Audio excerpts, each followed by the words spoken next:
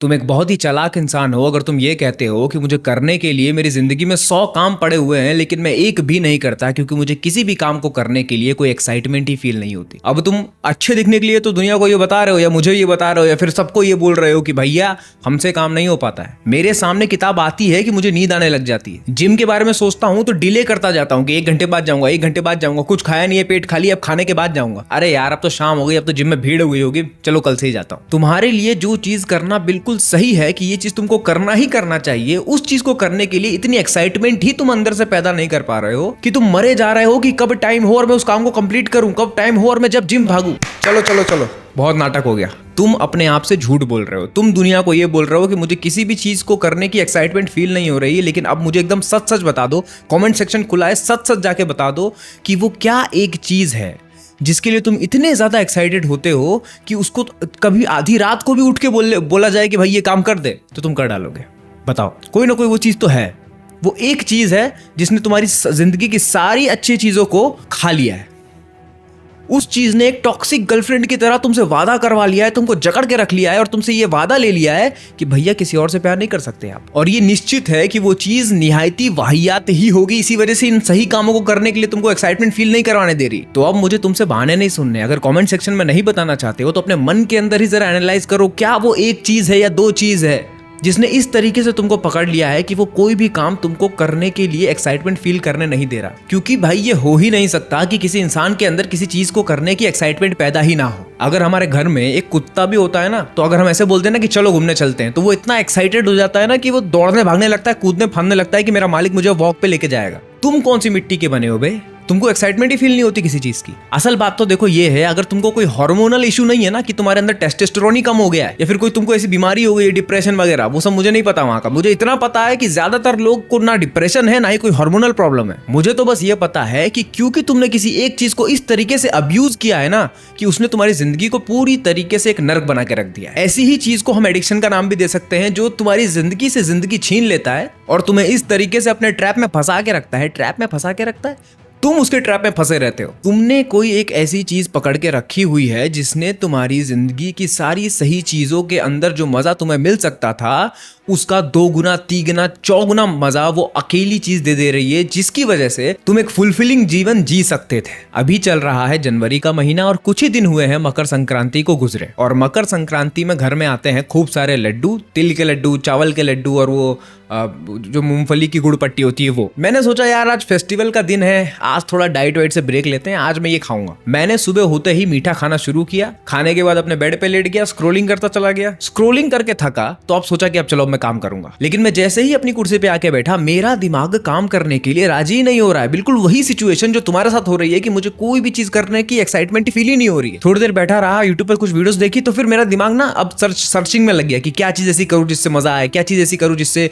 थोड़ा अच्छा लगे। दिमाग ने एक ही ऑप्शन दिया, ऊपर पड़े हैं लड्डू, जाके लड्डू खाओ। फिर से गया, लड्डू खा के आ गया। ऐसे ही करते करते दिन भर में जो 2-3 दिन का मिठाई का कोटा हमको मिला था उसका आधा मैंने खत्म कर दिया। एक ही दिन में मैंने अपने दिमाग को ऐसा रिवायर कर लिया कि एक्साइटमेंट अगर किसी चीज से चाहिए तो वो मीठा खाने से चाहिए, और दूसरा कुछ अगर करने की कोशिश करूंगा तो दिमाग इतना सा एक बूंद डोपामिन नहीं दे रहा है मुझे। बिल्कुल बोल रहा है कि ये क्यों कर रहा है, इसमें कुछ नहीं मिल रहा। और इसी चीज को बोलते हैं डोपामिन ओवरलोड। सीधी भाषा में मैं ये कह रहा हूं कि तुम हर रोज कोई ना कोई एक ऐसी चीज को पकड़ ले रहे हो जो इतना ज्यादा डोपामिन दे रही है कि जो तुम्हारी डोपामिन की बेसलाइन है ना वो बहुत ऊपर सेट हो जा रही है।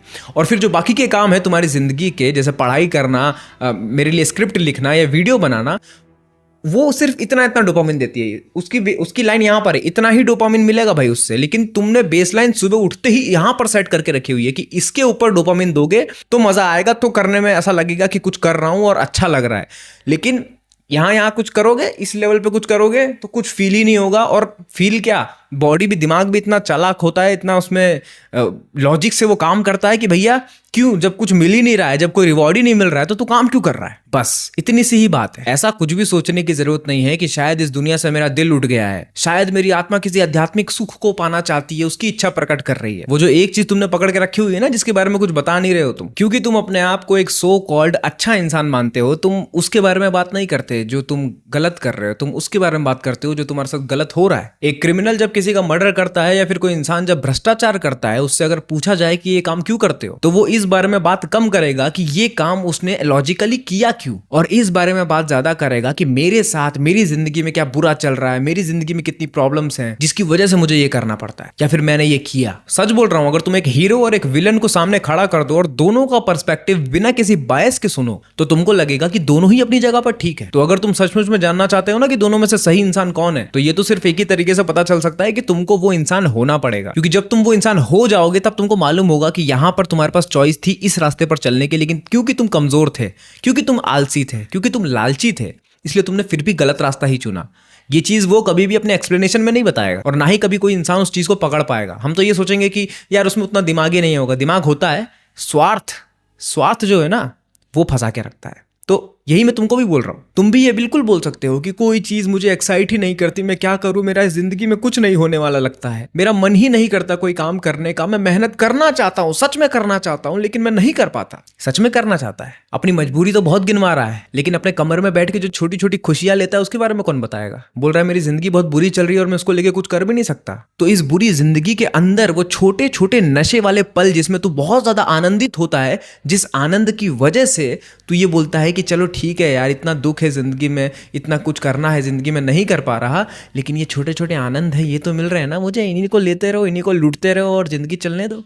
ये कौन बोलेगा, ये बात कौन बताएगा। तो ये विक्टिम कार्ड खेलना बंद कर दो। और जितने भी यूट्यूबर्स ने इस टॉपिक पर वीडियो बनाई है और इस बात को जस्टिफाई करने की कोशिश की है कि यार तुम्हारी गलती नहीं है, क्या करोगे, हमारी लाइफस्टाइल ही ऐसी हो गई है, हमारा एनवायरनमेंट ही ऐसा है, अटेंशन इकोनॉमी है, इंस्टाग्राम तुमको अपनी तरफ खींच रहा है, हर इंसान सोशल मीडिया पे अपने आप को खुश दिखा रहा है, वो दिखा रहा है कि वो अपनी बेस्ट जिंदगी जी रहा है, तो यार अब क्या करोगे यार, तुम्हारी गलती नहीं है, इन सब चीज़ों की वजह से तुम ऐसे हो गए हो, इसी वजह से तुम्हारे अंदर ये डोपामिन ओवरलोड हो रहा है। ये सब नाटक है। जो भी चीज़ें तुम्हारी आंखों से तुम्हारे अंदर जा रही है, तुम उसको अलाउ कर रहे हो तुम्हारी आंखों से अंदर जाने के लिए। तुम अच्छे से जानते हो जिस वक्त तुम चीट कर रहे हो, तुम अच्छे से जानते हो जिस वक्त तुम जंक फूड खा रहे हो, तुम अच्छे से जानते हो जब तुम फोन स्क्रॉल कर रहे हो, दिमाग का एक हिस्सा बोल रहा होता है कि काम पड़ा है, काम क्यों नहीं कर रहा। और फिर जब दिन खत्म हो जाता है तब तुम बोलते हो आज मैंने कोई काम नहीं किया। और फिर अगर अगले दिन काम पर बैठ भी जाओ फिर भी काम नहीं कर पाते, क्योंकि वो जो 3 दिन से तुम अपनी दिमाग को और अपने शरीर को बर्बाद कर रहे हो, उसको अब्यूज कर रहे हो, उसका इफेक्ट अब दिख रहा है कि ब्रेन फॉग हो रहा है।